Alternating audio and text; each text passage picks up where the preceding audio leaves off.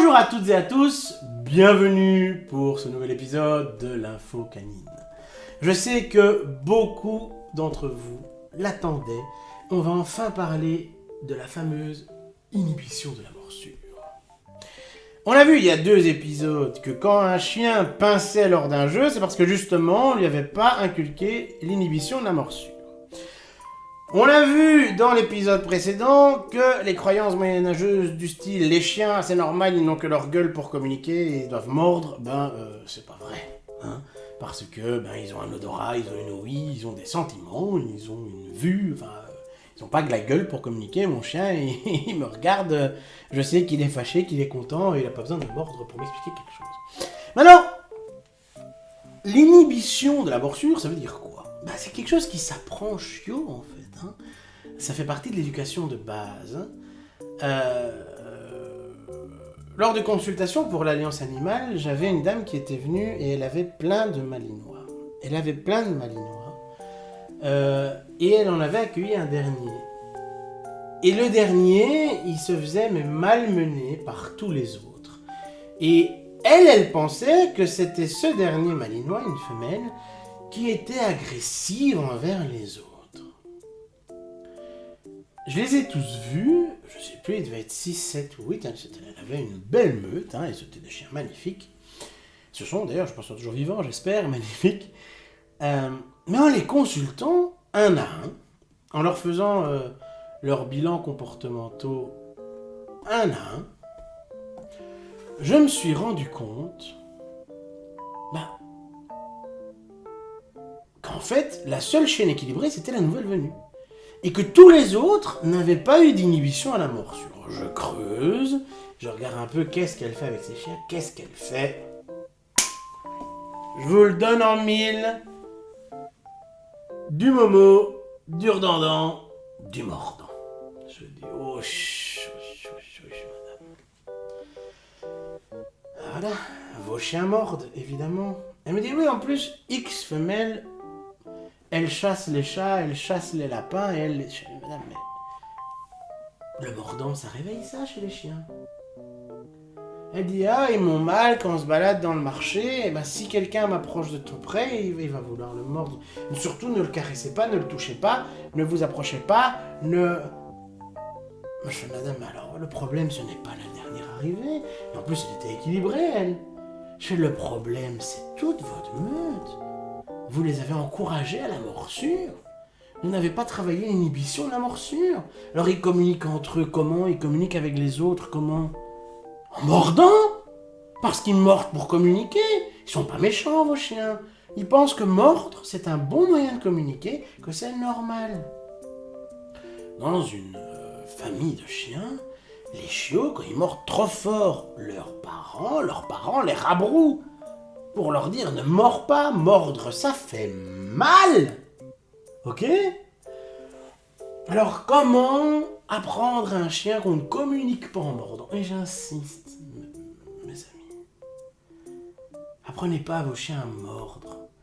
C'est des trucs du Moyen-Âge, mais je dis ça souvent, et le mec, il aurait dû faire son émission en 1510, mais c'était la fin du Moyen-Âge, on s'en fout, bref, c'est pas une grande histoire.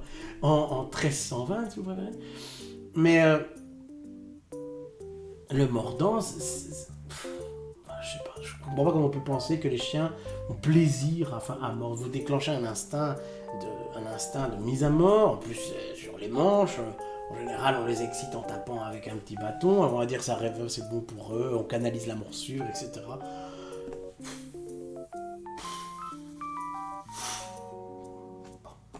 Vous savez ce que j'en pense. Donc une fois qu'on dit que le mordant c'est caca, il y a plein d'autres trucs, faites de l'agility, il y a plein de jeux, de trucs super positifs à faire avec son chien. Il n'y a pas que le mordant, c'est vraiment un truc... bref, voilà. C'est réservé alors aux professionnels pour qui les chiens sont des outils de travail.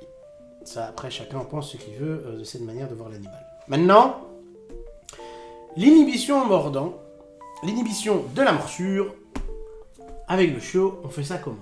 Alors, les dresseurs, qu'est-ce qu'ils font en général ? Je l'ai vu. Et alors, le chat au mord, vous l'attrapez, ou alors vous le mordez, il va comprendre. Qu'est-ce que c'est que ça ? Rapport de force. Vous le savez. si vous établissez un rapport de force avec votre animal, c'est qu'il y a un problème. On n'est pas des... On n'est pas des... On est quand même civilisés, nous. On est capable quand même de faire ça autrement. Bon.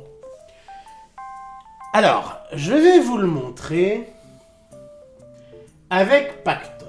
Comment faire. Donc, lors de l'inhibition à la morsure, ce que vous devez faire, c'est prendre... Donc, votre chien va vous mordiller les mains. C'est tout jeune, hein, quand le chien mordit. Là, il faut dire, non, on ne joue pas si tu mords. Déjà, c'est la première chose. S'il mordit, on arrête le jeu. Le chien fonctionne par mémoire d'association, vous le savez. Pour lui, ça va être négatif. Il va se dire, mais si je mords, il arrête de jouer. Après, pour qu'il comprenne, parce qu'il doit comprendre que ça fait mal de mordre. Et que c'est pour ça qu'on ne communique pas en mordant. Tout simplement. Ce que vous allez faire, c'est prendre les babines inférieures du chien, ok, et les retourner délicatement avec votre pouce et votre index pour les placer sur les crocs de votre chien. Ok ? On parle de les placer. Soyez pas débiles, n'exercez aucune pression. C'est pas vous qui devez faire mal à votre chien. Par contre, le chien qui dans cette position va mordre, eh bien il va se mordre. Et donc il va arrêter parce qu'il va se faire mal. Mais vous, évidemment, ne maintenez aucune pression parce que vous n'appuyez pas ses babines sur ses dents. Sinon, déjà, ça ne fonctionnera pas et il va penser que vous lui faites du mal. Mais que si lui-même, quand il mord, il fait pression lui-même sur ses babines. Et que dès qu'il arrête de faire pression, forcément, vu que vous n'intervenez pas, la pression s'arrête et il n'a plus mal, eh bien, il comprend, il fait, tiens, quand je mords, je me fais mal. Si j'arrête de mordre, j'ai plus mal. Il y a un truc qui se joue. Mais vous, j'insiste, j'ai l'air d'un débile en faisant ça, mais c'est pas grave. Ne pressez pas, n'appuyez pas pour vous venger. Enfin, ne faites rien de barbare. Si maintenant il est adulte et bonne patte, on peut le faire.